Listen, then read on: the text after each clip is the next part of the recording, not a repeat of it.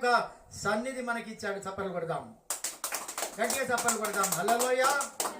మంచిది. ఏది ఏమైనప్పటికీ పరిశుద్ధాత్మ దేవుడు మన మధ్యలో ఉండి కార్యం చేశాడు ఇంతవరకు. హల్లెలూయా. మన మధ్యలోనికి వచ్చాడు. మనకు ఆయన పశ్చాత్తాపం కలిగించాడు అని అంటే ఆయన మన మధ్యలోనికి వచ్చాడు. హల్లెలూయా. ఏమి ఇచ్చినా కానీ ఆయన యొక్క రుణం మనము తీర్చుకోలేనిది. ఏమి ఇచ్చినా తీర్చుకోలేము. మన ఉంచి కాదు, మన ఉంచి కాదు. అందుకే ఇక్కడ మాట్లాడుతున్నాడు. ఏమంటున్నాడు అనంటే 119వ సంకీర్తనలో, కూర్చుందాం అందరం, 119వ సంకీర్తనలో 13వ వచనాన్ని మనం ధ్యానించుకుందాం. మొదటి వచనాన్ని మనం ధ్యానించుకుందాం. ద్విమనస్కులను నేను ద్వేషించుచున్నాను. నీ ధర్మశాస్త్రము నాకు ప్రీతికరము. చాలు. ద్విమనస్కులు ఏమంటున్నాడు? ద్విమనస్కులు. ద్విమనస్కులు అంటే రెండు మనసులు గలవారు. అందరికి ఉంటాయి రెండు మనసులు. ఉంటాయా? ఉండయా? మన ఆత్మ మనతో మాట్లాడుతుంది. హలోలోయ. మనం ఒంటరిగా ఉన్నప్పుడు మనమే మాట్లాడుకుంటాం. మన ఆలోచన మనమే చేసుకుంటుంటాం. ద్విమనస్కులు దేవునికి ఇష్టం లేదు. అంటే ఇటు లోకాన్ని ఇటు దేవుణ్ణి ప్రేమించేవారు ఆయనకు అవసరం లేదు. అందుకే ఇక్కడ అంటున్నాడు, ద్విమనస్కులను నేను ఏం చేస్తున్నాడట? ద్వేషిస్తున్నాడట. హల్లెలూయ. ద్వేషించడం అంటే అసలు మనసు అంటే తెలుసా? మనసు అంటే ఏంటి? మన మనసు ఒక్కొక్కసారి ఎక్కడికో వెళ్ళిపోతుంది. మన మనసు ఎక్కడికి వెళ్ళిపోతుంది. ఒక బాడీ మాత్రమే మన దగ్గర ఉంటుంది. అందుకే చాలామంది అంటారు ఏంటిది? Body is present, mind is absent. ఎక్కడెక్కడో తిరిగి వస్తూ ఉంటుంది. అది మనస్సు అంటారు దాన్ని. మనస్సు. దావీదుకు ఒక మనసు ఇచ్చిండు దేవుడు. హల్లెలూయ. అదే మనసు చెప్పగలుగుతారా? దావీదుకు ఒక మనసు ఇచ్చాడు ఆయన. ఏం మనసు అది?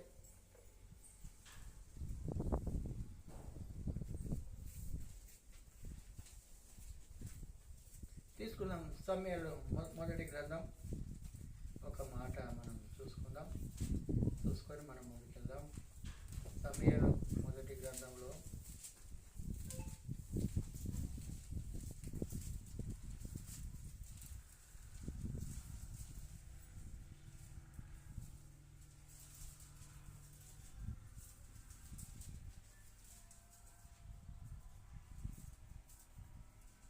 16వ అధ్యాయం 13వ వచనం.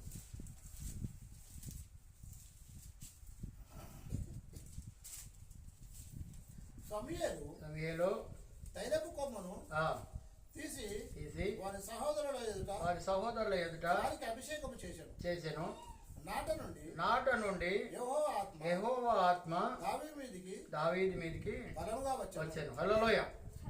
అంటే ఒక క్రొత్త మనస్సు ఆయనకు వచ్చినట్టుగా పరిశుద్ధ లేఖనాలలో ఉంది. ఏమొచ్చిందట? క్రొత్త మనస్సు అంటే నూతన. మనం ఎప్పుడైతే ఆయనలో బాప్టిజం తీసుకున్నటువంటి మనకు క్రొత్త మనసు రావాలి. హల్లెలూయ. పాత స్వభావము ఉండనికే వీలేదు. నటిస్తాం కానీ నటన దేవుని దగ్గర పనిచేయదు. మనుషుల దగ్గర నటించినట్టుగా,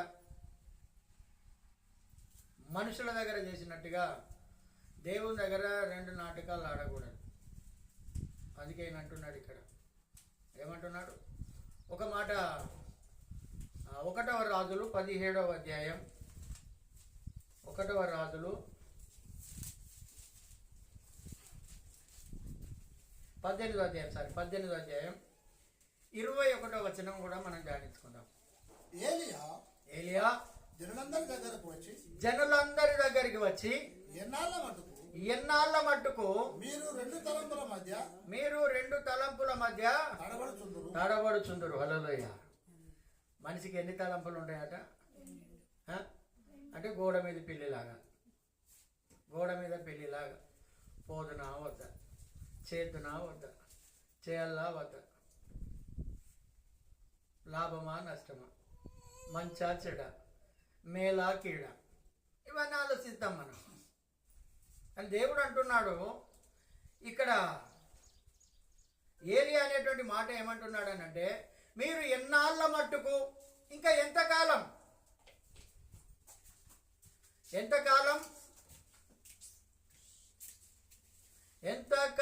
మార్పు లేక జీవించేదావు, అంతలోనే యేసు వస్తే ఏమి చేస్తావు. హల్లెలూయా. మార్పు రావాలి మనకి. అందుకే ఇక్కడ అంటున్నాడు ఇంకా ఎంతకాలం.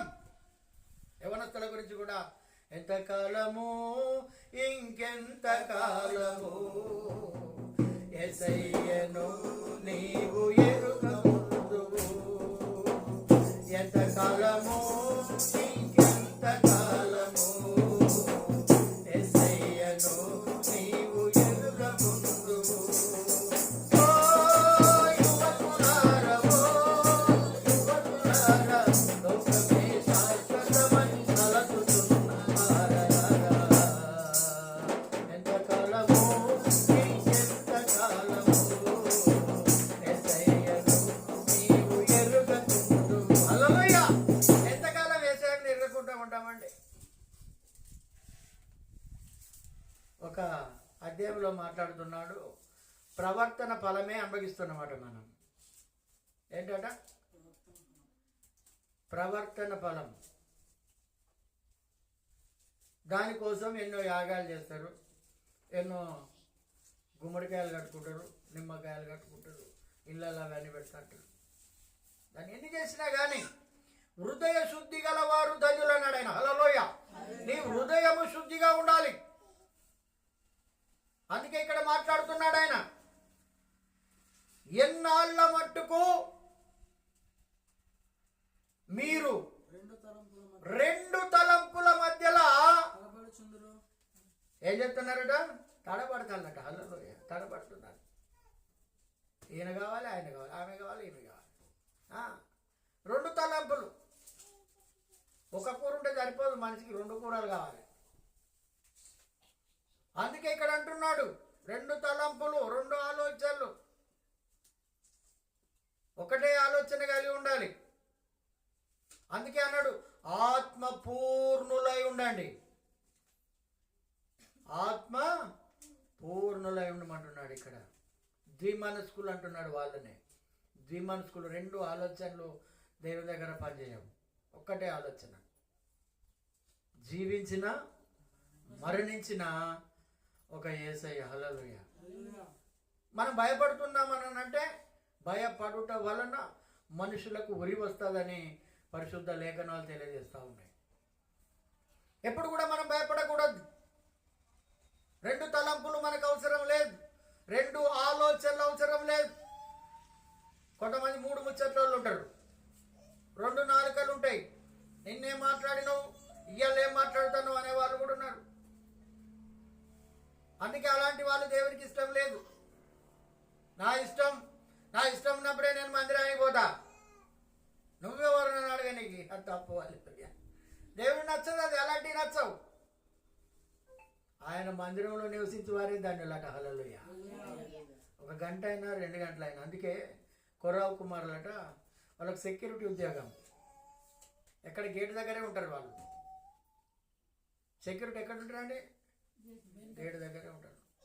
కానీ వాళ్ళు ఏమంటున్నారంటే, యెహోవా మందిర ఆవరణములో ఒక్క దినము గడిపితే 1000 దినముల కంటే శ్రేష్టం. మనకు అర్థం కాదు. ఎవరెవరితో తిరుగుతాం, ఎక్కడెక్కడో ఉంటాం. కానీ దేవుని యొక్క సన్నిధానంలో గడిపినంత అనుభూతి నీకు ఎక్కడ దొరకదు. నీ ఏ సినిమాటాయిస్లో కూడా దొరకదు, ఏ సీరియళ్ళలో కూడా ఉండదు. అందుకే ఇక్కడ అంటున్నాడు, మనం రెండు తలంపుల మధ్యలో జీవించకూడదు. దేవునికి ఇస్తే వస్తుంది నాకు, అన్నీ రావాలి నీకే, కానీ ఇవ్వకూడదు. 2 తలంపులు అక్కడ. మందిరానికి పోతున్నా వద్దా, పోతున్నా వద్దా, ఇది 2 తలంపులు. చేతున్నా వద్దా, ఈ 2 తలంపులు కలటువంటి వారిని ఏమంటున్నాడు అని అంటే ద్విమనస్కులు అంటున్నాడు. 2 ఆలోచనలు, 2 మనసులు. కొంతమంది పూటకో బుద్ధి మారుతుంది, పూటకో గుణం ఉంటుంది కొంతమందికి. తెలుసు కదా అమ్మ మనందరికీ. ఇప్పుడు మాట్లాడిన బట్టి ఇంకొద్దిసేపటికి ఉండదు. అందుకే అంటున్నాడు ద్విమనస్కులు. హల్లెలూయా. 2 మనసులు, 2 ఆలోచనలు ఎప్పుడు కూడా దేవునికి పనిచేయవు. హల్లెలూయా. అందుకే ద్విమనస్కులను ఏమంటున్నాడు ఇప్పుడు మనం చదువుకున్నటువంటి వాక్య భాగంలో, ద్విమనస్కులను నేను ద్వేషించుచున్నాను. మరి ఎందుకు ద్వేషిస్తున్నావయ్యా? నటనలు నటిస్తున్నారు మానవులు, భక్తి చేస్తున్నారు, అది రియాలిటీ భక్తి కాదు అది. హల్లెలూయా. సాతానుగాడు కూడా వెలుగుదూత వేషం వేసుకుంటాడట వాడు. సాతానుగాడు కూడా భక్తి నటిస్తాడు. అందుకే ఇక్కడ అంటున్నాడు వెలుగుదూత వేషం. వాళ్ళని ఏమంటారంటే మనం బయట భాషలో బహురూపులోడు అంటారా, అంతేనా? బహురూపులోడు అంటే మనకు అర్థమవుతుంది బఫోన్. వాడు ద్విమనస్కుడు. స్టేజ్ ఎక్కినప్పుడు ఎన్నో మాట్లాడతాడు, కానీ కింది దిగితే ద్విమనస్కులు దేవునికి పనిచేయరు. 2 ఆలోచనలతోటి పనిచేయకూడదు, ఒక్కటే ఆలోచన. చనిపోయినా బ్రతికిన ఒక పని మనం టేకప్ చేసినామని అంటే అది విడవకూడదు. అందుకే మనం చేయలేకనే సతికిల పడిపోతున్నాం. మనము చేయలేకనే సతికిల పడిపోతున్నాం. యేసయ్యకు మనం కనపడాలి. హల్లెలూయా. మంచివాడిగా నువ్వు మార్కెట్లో ఒక రకంగా ఉంటావు, ఇంట్లో ఒక రకంగా ఉంటావు, బయట ఒక రకంగా ఉంటావు, ఇంకో చోట ఇంకో రకంగా ఉంటావు. ఇలాంటి ఆలోచనలు పనిచేయవు. అందుకే ద్విమనస్కులను నేను ద్వేషించుచున్నాను. నీ ధర్మశాస్త్రము నాకు ప్రీతికరం. హల్లెలూయా. దీన్ని ఇష్టపడాలి, దేవుని మాటలు ఇష్టపడాలి. కొన్ని కఠినంగానే ఉంటాయి మాటలు, దేవుని యొక్క మాటలు. అందుకే దీన్ని ఏమంటారంటే 2 అంచుల ఖడ్గము అన్నారు దీన్ని. ఇటు పదను ఉంటుంది, ఇటు పదను ఉంటుంది. బోధించే నాకు, వినే మీకు, అందరికీ కూడా దీన్ని ఏమంటారంటే ద్విమనస్కత్వం అన్నట్టు. ఇది 2 ఆలోచనలు. అందుకే ఇక్కడ అంటున్నాడు వాడిగల కత్తి అట అది. హల్లెలూయా. అది వాడిగల కత్తి. అందుకే ఇక్కడ మాట్లాడుతున్నాడు ద్విమనస్కులను నేను ద్వేషిస్తున్నాను, నీ ధర్మశాస్త్రమును నాకు ప్రీతికరం. ధర్మశాస్త్రం. అందుకే దీన్ని దివారాత్రం ధ్యానించువాడు, ధ్యానించువాడు ధన్యుడు అంటున్నాడు. ఏమో మానవుడు అన్ని పనులు చేస్తున్నాడు, కానీ బైబిల్ చదవడం లేదు, టైం ఇస్తలేడు. కుటుంబ సభ్యులకు ఇచ్చినటువంటి సమయం, భార్యకి ఇచ్చినటువంటి సమయం, ఇతరులకు నీ ఫ్రెండ్స్కి ఇచ్చినటువంటి సమయం, కానీ ఎందుకో దేవుని దగ్గరకు వచ్చే వరకు, బైబిల్ వాక్యం దగ్గరకు వచ్చే వరకు చదివిన అంటే చదవలేదు. ఎందుకంటే టైం దొరకలేదు. అందుకే అంటున్నాడు దీన్ని ఆనందించు ధ్యానించువారట ధన్యుడు. అందుకే ఈ యొక్క దావీదు భక్తుడు అంటున్నాడు నాకు ప్రీతికరం, నాకు ఇష్టం. గట్టిగా చప్పట్లు కొట్టండి. ప్రీతికరం అంటే ఇష్టం, ఇష్టం కంటే ఇంకా ఎక్కువ ఇష్టం. ప్రీతికరం.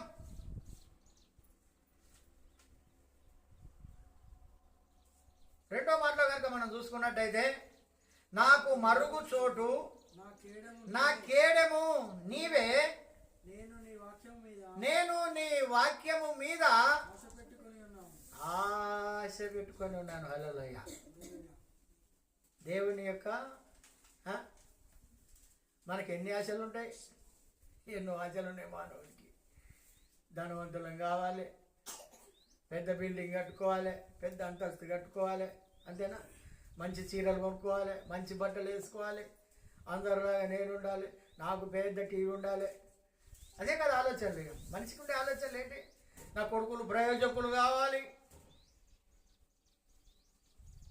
ప్రయోజకులు కావాలంటారు కానీ ప్రార్థన నేర్పరు. మళ్ళా ప్రయోజకులు కావాలంటారు, వాక్యం తెలియదు. ప్రయోజకులు కావాలంటారు, పాటలు నేర్పరు. ఏమున్నా అదేపో ఇది దేపో, అటురుకు ఇటురుకు, ఇది చేయి అది చేయని అంటారే కానీ కుమారుల దగ్గర పెట్టుకొని, కుమార్తెల దగ్గర పెట్టుకొని నువ్వు కదా ప్రార్థన చేస్తే వాళ్ళు చేస్తారు. ఈ యొక్క ఏమంటున్నాడు అంటే, నేను నీ వాక్యం మీద ఆశ పెట్టుకొని ఉన్నాను. హల్లెలూయా. వాక్యం అంటే ఎవరండి? దేవుడు. వాక్యం అంటే దేవుడు. ఎవరి మీద ఆశ పెట్టుకున్నాం? ఎవరెవరి మీదనో ఆశ పెట్టుకుంటాం మనం. నీ ఆశలనే నిరాశ. హల్లెలూయా. ఎవరిని నమ్మిన ఫలితం లేదురా, యేసుని నమ్మిన మోక్షముందిరా, యేసుని నమ్మిన మోక్షముందిరా. ఎవరికి ఎవరు ఈ లోకములో, చివరికి యేసే పరలోకములో, చివరికి యేసే పరలోకములో. హల్లెలూయా. నీ దగ్గర ధనం ఉంటే అందరూ వస్తారండి. దరిద్రుడవైతే వాళ్ళు రారు. కానీ భక్తుడు అంటున్నాడు, నేను నీ వాక్యం మీద ఆశపడుతున్నాను. ఆశ. కొంతమంది అంటారు మా ఇంటికి వచ్చి, నీ మీదనే నాకు ఆశ ఉన్నది. అందరిని అడిగి వచ్చిన మళ్ళా నువ్వు కాదంటే తుప్ప అంటారు. అంతేనా? ఈ భాష మనం వాడేదే కదా, అంతేనా? మనము కూడా దేవుని యొక్క వాక్యం మీద, దేవుని మీద ఆశ పెట్టుకోవాలి. నా దేవుడు ఇది చేస్తాడు, నా దేవుడు నన్ను నడిపిస్తాడు, నన్ను పోషిస్తాడు. అరే అంత సృష్టికర్తను ఎందుకు అది చేయాలో నాకైతే అర్థం కాదు. హల్లెలూయా. నాకు ఇప్పుడిప్పుడు అర్థమవుతుందండి కదా. ఒక పెళ్లి చేస్తే ఒక 1000 మందికి భోజనాలు పెట్టాలని అంటే ఎంతో హైరాణ పడతాం మనం. అవునా కదా? ఎంతో హైరాణ పడతాం, ఏదోదో చేస్తా అంటాం, ఎన్నెన్నో చేస్తా అంటాం మనం. కానీ ఇక ఆకాశ పక్షులను ఎవరు పోషిస్తున్నారండి? ఏదైనా ఒక గుప్పడి గింజలు పోసినాం అమ్మనం వాటికి, అయినా అవి బ్రతుకుతున్నాయి.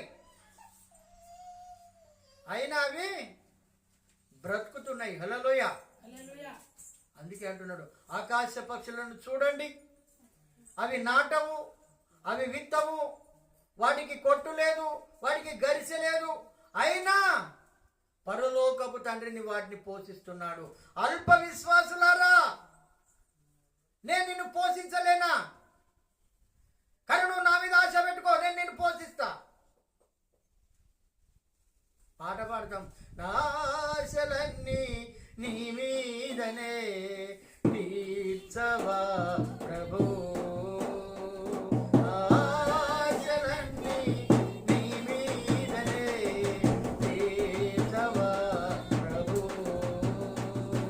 నిరీక్షణ కలిగి ఎదురు చూపుతుంటిని, నిరీక్షణ కలిగి ఎదురు చూపుతుంటిని, ఆశలన్నీ నీ మీదనే తీర్చవా ప్రభు. హల్లెలూయా. ఎవరి మీద నీకు ఆశ? డబ్బు మీద ఆశ, ఆస్తి మీద ఆశ, అంతస్తు మీద ఆశ, అన్నిటి మీద ఆశలున్నాయి, కానీ దేవుని మీద ఆశపడే మానవుడు కనపడుతున్నాడు. అందుకే అంటున్నాడు, వివేకము కలిగి నా వైపు తిరిగిన వారు ఎవరైనా ఉన్నారో ఏమో నాయన, ఆకాశము నుండి నరులను కనులారా చూస్తా ఉన్నాడట. కీర్తనకారులు రాస్తున్నాడు. ఆశ కలిగి ఉండాలి. ఆశ కలిగిన వారు దేవుని కావాలి. అందుకే అంటున్నాడు, భక్తుడు నీ వాక్యం మీద నేను ఆశ పెట్టుకొని ఉన్నాడు. నేను నా దేవుని ఆజ్ఞలను అనుసరిస్తాను. హల్లెలూయా. ప్రతి ఒక్క ఆజ్ఞ పాటించాలండి. మనమే పాటించకపోతే ఎవరు పాటిస్తారండి? అందుకే అంటున్నాడు ఆయన, నీ ఆజ్ఞలన్నీ నేను అనుసరించేదను. దుష్క్రియలు చేయువారలారా నా ఎదురు నుండి వెళ్ళిపోండి, నాకు అవసరం లేదు. మీరు దుష్క్రియలు అంటే దుష్టక్రియలు,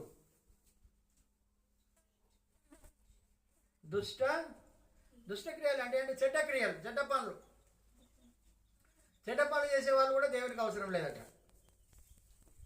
చెడ్డ పనులు కూడా చేసేవారు దేవునికి అవసరం లేదు. దుష్క్రియలు చేయువారలారా నా యుద్ధ నుండి తొలగిపోవడం అవసరం లేదు. మీరు నాకు తొలగిపోవాల్సిందే, అవసరం లేదు. అందుకే అంటున్నాడు, చెడ్డ పనులు చేసేటువంటి వారు దేవునికి అవసరం లేదు. కొంతమంది చెడ్డ కార్యాలు చేస్తూ ఉంటారు దేవుని ఎరిగి కూడా. ఇంకో మాట మాట్లాడుతున్నాడు, నేను బ్రతుకున్నట్లు నీ మాట చొప్పున నన్ను ఆదుకో. నేను బ్రతుకున్నట్లు నీ మాట చొప్పున, నువ్వు ఇచ్చినటువంటి మాట చొప్పున నన్ను బ్రతికించుము, నన్ను కాపాడుము, నన్ను ఆదుకొనుము, నన్ను ఆదరించుము. అందుకే ఇక్కడ అంటున్నాడు, నేను బ్రతుకున్నట్లు నీ మాట చొప్పున, నీ మాట చొప్పున. హల్లెలూయా. ఆయన మాట కావాలండి, ఆయన ఒక మాట. అందుకే ఒక ధనవంతుడు అంటున్నాడు, అయ్యా నీవు నా ఇంటిలోనికి వచ్చుటకు నేను యోగ్యుడను కాను. అయినా నీ మాట నాకు కావాలి. హల్లెలూయా. నీ మాట నాకు కావాలి. నువ్వు ఒక మాట సెలవిస్తే ఇక్కడ నా దాసుడు బాగుపడతాడు. గట్టిగా చప్పట్లు పడదాం. నువ్వు ఒక మాట సెలవిస్తే నా దాసుడు బాగుపడతాడు ఇక్కడ అని తన యొక్క దాసులను పంపిస్తే, అయ్యా అతను ఇంట్లోకి వచ్చుటకు ఆయన యోగ్యుడు కాడట. ఒక్క మాట తన దాసుడి కోసం, ఒక్క మాట నువ్వు మాట్లాడాడయ్యా, అక్కడ దాసుడు బ్రతుకుతాడట. అంత విశ్వాసం ఉంది ఆయనకు. ధనవంతుడు కూడా, శతాధిపతి కూడా అంత విశ్వాసం ఉన్నదా అని యేసు గ్రహించి ఒకటే మాట చెప్తాడు ఆయన. హల్లెలూయా. ఆయన ఏ టైంకి చెప్పాడో, నిన్న 1 గంటకు చెప్పాడో, ఈ రోజు వచ్చేసరికి ఆయన 1 గంటకే లేచి కూర్చున్నాడు. గట్టిగా చప్పట్లు కొడదామండి. ఆయన మాట మనకు అర్థం కాదండి, దేవుని భాష మనకు అర్థం కాదు. హల్లెలూయా. అందుకే అంటున్నాడు, దేవుడు మనకి ఇచ్చేది ఎవరికి కూడా తెలియదు. అందుకే అంటుంటున్నాడు, నీ మాట చొప్పున నన్ను ఆదుకో. ఆదుకో యేసయ్యా, ఆదరించయ్యా. ఆదుకోవడం అంటే ఏంటిది? ఆపదలు లేవా మీకు? ఆదుకో యేసయ్య అని అడగాలి మనం. ఆదుకో, నన్ను ఆదుకో. నా ఆశ భంగమై నేను సిగ్గునందక యుందును గాక. హల్లెలూయా. ఆశ భంగం ఎప్పుడు కాదండి. హల్లెలూయా. మనం ఆయన మీద కనుక ఆశ పెట్టుకుంటే ఎప్పుడు కూడా మన ఆశ నిరాశ కాదు. ఆశ భంగం కానేరదు. ఆశ భంగము కానేరదు. హల్లెలూయా. బిస్కెట్ తింటాడారని కొడుకు, బిస్కెట్ లేదు బాబు. రెండు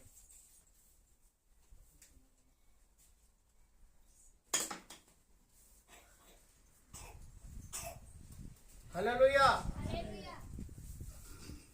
చిన్నబాబు 2 బిస్కెట్లు. ఇక్కడ అంటున్నాడు, ఇక్కడ నా ఆశ భంగమై నేను సిగ్గునందక యుందును గాక, నాకు రక్షణ కలుగునట్లు నీవు నన్ను ఉద్ధరింపుము. హల్లెలూయా. నాకు రక్షణ కలుగునట్లు.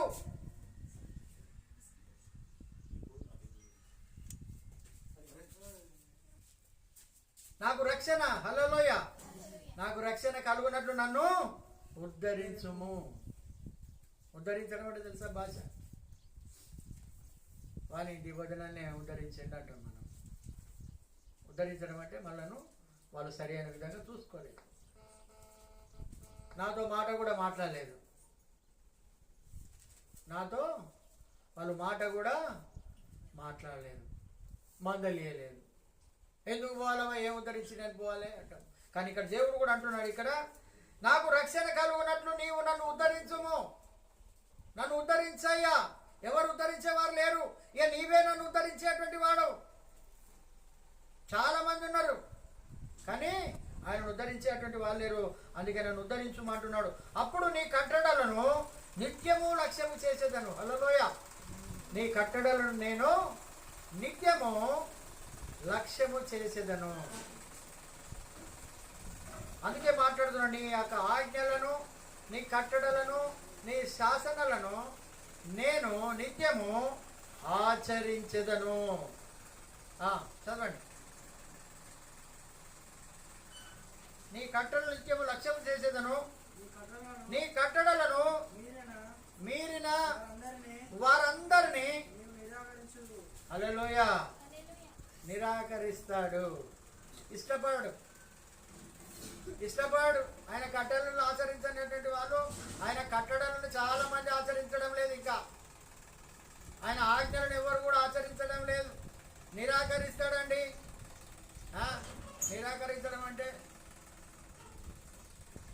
నిరాకరించడం అంటే ఏంటి తెలుసా? ఇష్టపడు, నిరాకరణ అంటారు, రోజు పడేస్తాడు. నాకెందుకు, తీసుకో నీది నువ్వే అన్నట్టుగా నిరాకరిస్తారట. ఆయన ఆజ్ఞలు పాటించకపోతే నీకు వచ్చేది రాదు, అంత దరిద్రమే. ఏ పని పూనుకున్నా కాదు, ఏ పని చేసినా కాదు. మన ఇష్టానుసారంగా ఉన్నట్లయితే ఎప్పుడు కూడా కాదు. అందుకే ఇక్కడ అంటున్నాడు, నీ కట్టడలను మీరిన వారందరినీ నీవు నిరాకరించుచున్నావు, నిరాకరించుదువు. వారి కపటాలోచన మోసమే. వారి కపటమైనటువంటి, కపటం అంటే ఏంటమ్మా? కపటం అంటే ఏంటి?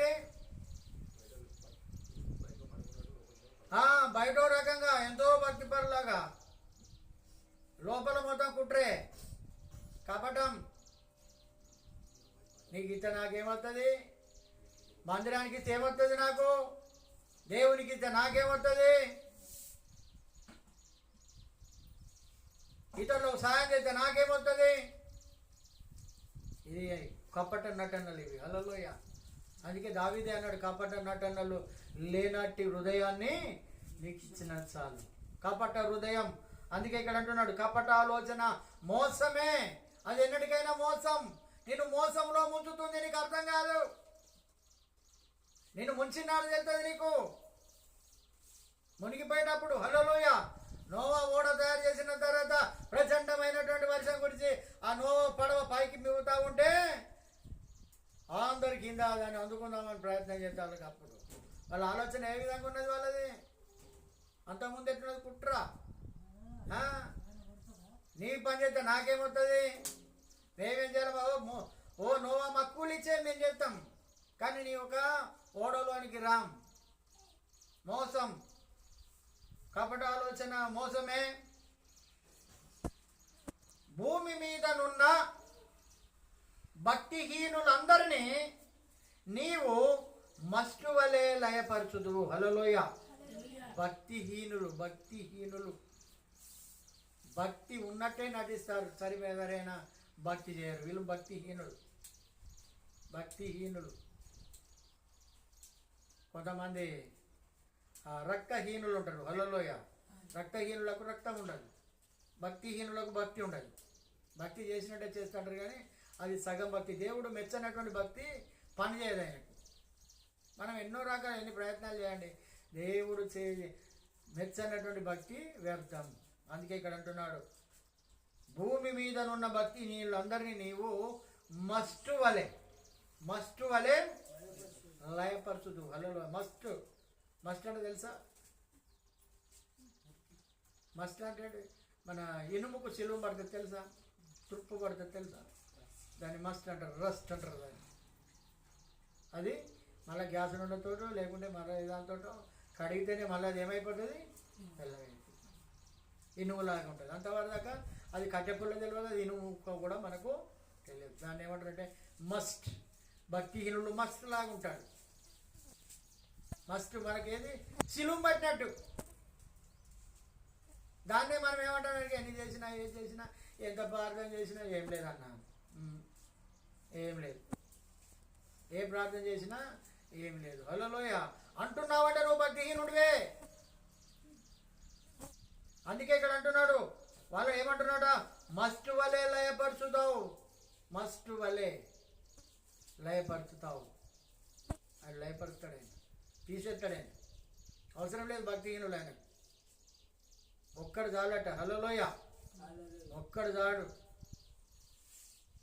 అందుకే ఇక్కడ అంటున్నాడు, చదువుకుందాం. కావున నీ శాసనములు నాకు ఇష్టంగా ఉండాలి, మనకు ఇష్టంగా ఉండాలి.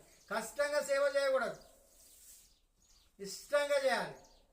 ఇష్టంగా దేవుని మందిరానికి రావాలి, అయిష్టంగా కాదు. ఏదో పోవాలి కాబట్టి పోవాలి,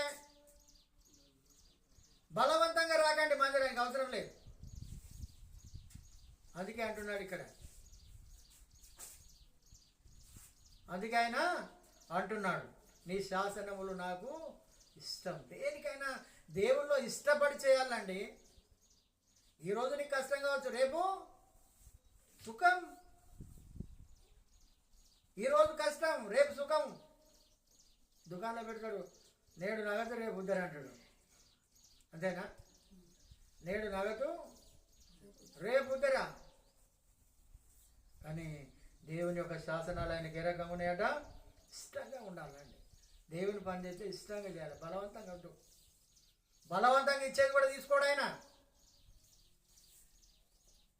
ఏదో పోతే పోని, ఆయనకేదో బీదోడు అయినట్టుగా, ఆయనకేమో లేనట్టుగా, ఈయన ఇస్తేనే ఆయన బాగుపడ్డట్టుగా.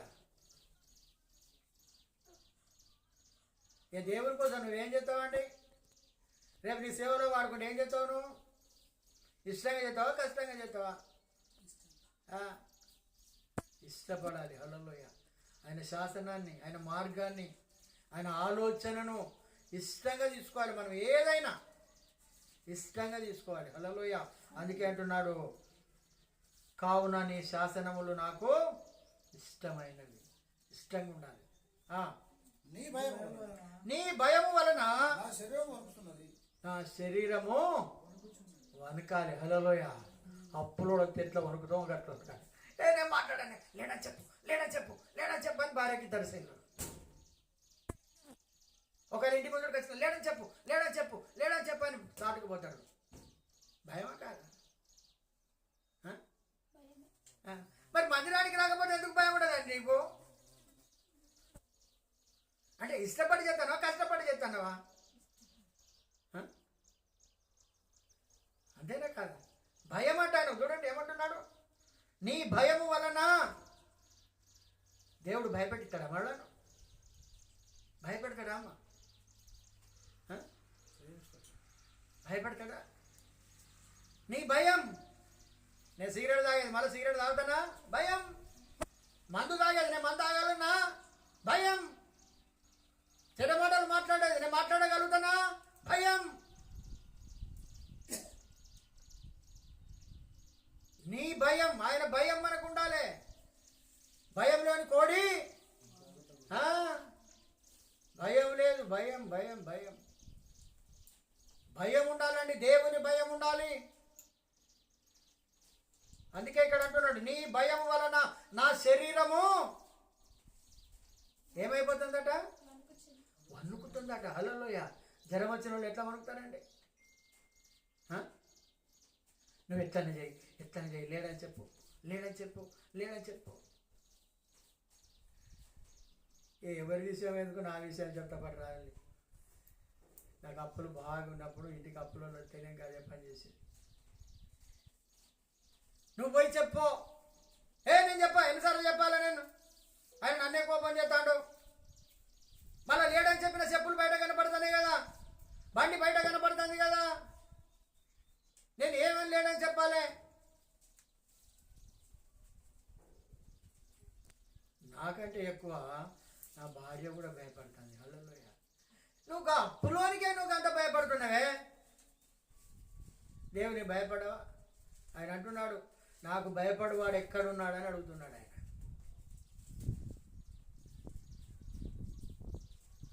ఆదాముని ఏమంటున్నాడు? ఆదామా, నువ్వు ఎక్కడున్నావు? ఎక్కడున్నావు అంటే ఏమంటున్నాడు? నీ మాట విని నేను భయపడి దాముకున్నాను. ఎందుకంటే పొరపాటు చేశాడు. వణుకు పుట్టేది, వెన్నులో వణుకు పుట్టిందా లేదా? మరి అంతకుముందు ఏ రకంగా ఉన్నది?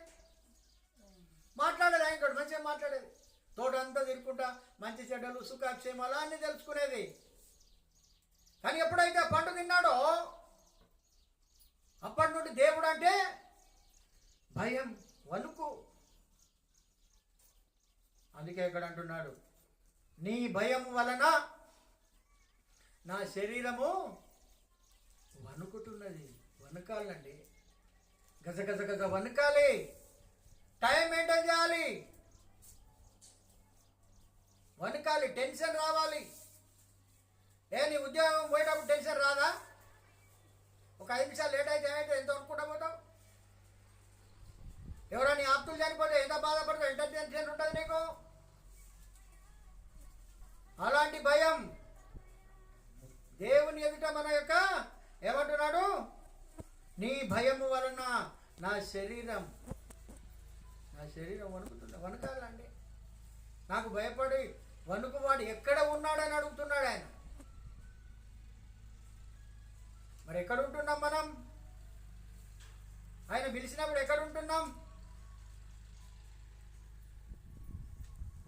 అందుకే అంటున్నాడు సామెతల గ్రంథంలో ఒకసారి 2వ అధ్యాయం ఒకసారి చేయండి.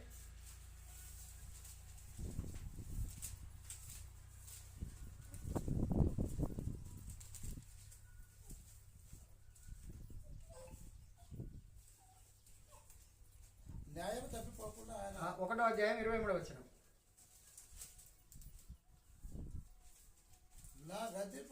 నా గద్దింపు విని తిరుగుడి, ఆలకించుడి, నా ఆత్మను మీ మీద నేను కుమ్మరిస్తాను, నా ఉపదేశమును మీకు తెలిపెదను.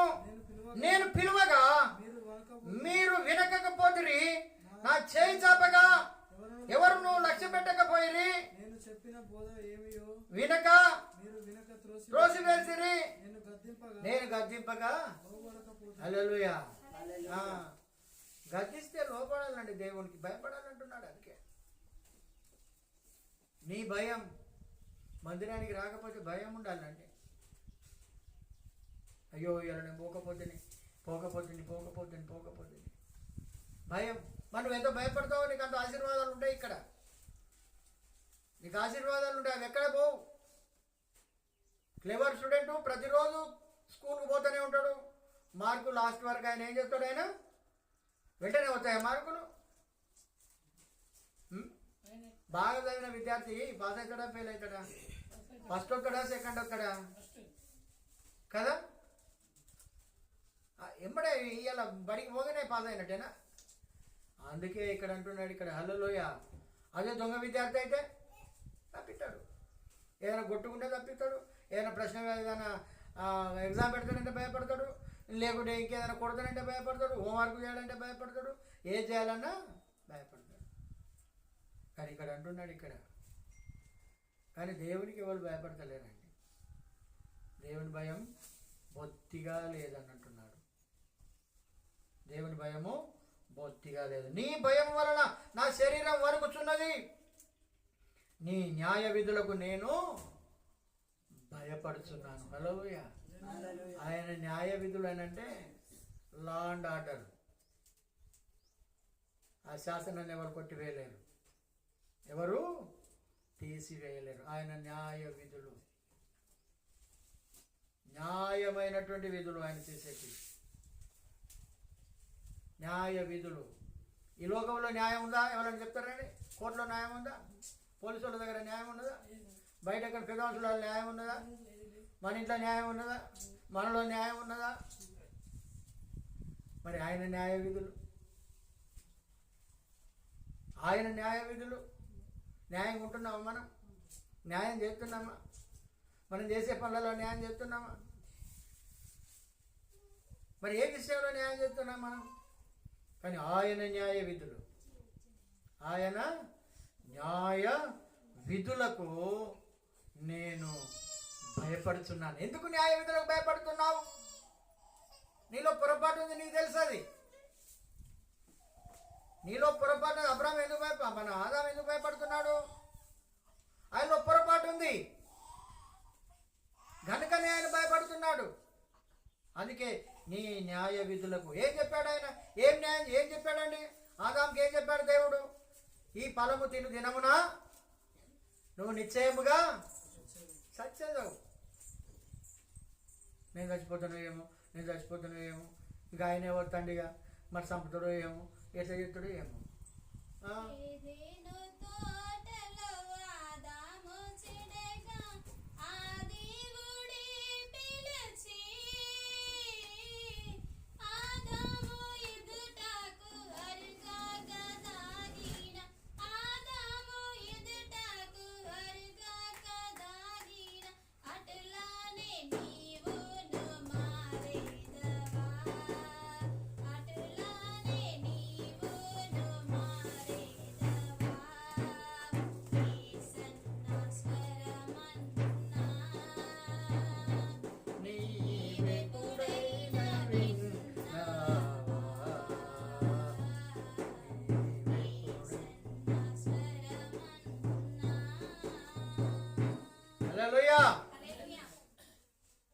ఆయన స్వరం వింటే మనకు భయం తెలుస్తుందండి. అంతవరదాకా మన ఒంటి మీద భయం ఉండదు.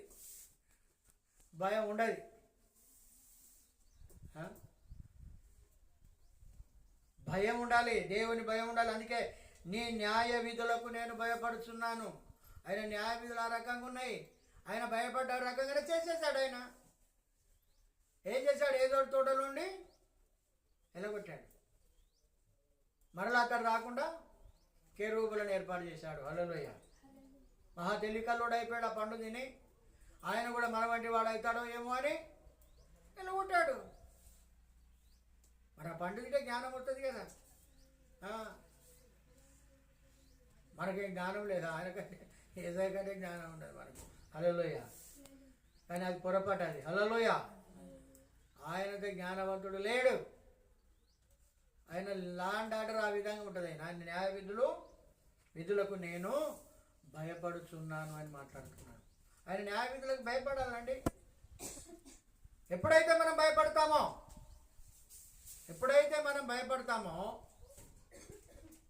అప్పుడు ఆయన మనకు ప్రత్యక్షమవుతాడు. హల్లెలూయా. ఆ భయం మనలో ఉండాలి. ఆ భయం మనలో లేకపోతే మనం సరైన విధంగా మెయింటైన్ చేయలేం, సరైన విధంగా మనం జీవించలేం, సరైన విధంగా నడవలేం, సరైన విధంగా గడపలేం. మన ఇష్టానుసారం నీ ఇష్టం ఎప్పుడు కూడా పనిచేయదు. నీ ఇష్టం ఎన్నడూ కూడా పని చేయదు. మన ఇష్టం కొంతకాలమే, మన ఆలోచన కొంతకాలమే. ఆయన ఆలోచన సదాకాలం ఉంటుందట. తూర్పు నుండి పడమర ఎంత దూరమో ఆయన ఆలోచనలు ఆ రకంగా ఉంటాయట. అందుకే మాట్లాడుతున్నాడు. ఆయన న్యాయ విధులకు మనము భయపడాలి. హల్లెలూయా. సరే, మనం భయపడదామా ఈ రోజు నుండి దేవునికి? ఏ విషయంలోనూ దేవుని విషయానికి భయపడదామా? భయపడ్డట్టయితేనే దీవాలు ఆశీర్వాదాలు వస్తాయి. భయపడకపోతే ఏమీ రాదు. అందుకే ఆయన న్యాయ విధులకు మనందరం కూడా ఏం చేయాలని అంటే ఆయనకు మనము భయపడాలి. హల్లెలూయా. మనుషులకు భయపడతాం, దొంగలకు భయపడతాం, కుక్కల్ని అంటే భయపడతాం, ఇంకో చీకటి అంటే భయపడతాం, సాతాను అంటే భయపడతాం. అన్నిటికీ భయమే. కానీ దేవుని ఎదుట భయం ఉండాలి మనకు. హల్లెలూయా. అప్పుడే దేవుడు మనల్ని కనికరిస్తాడు. ఆయన న్యాయ విధులకు మనం ఎప్పుడు కూడా తల వంచాలి. హల్లెలూయా. మంచిది.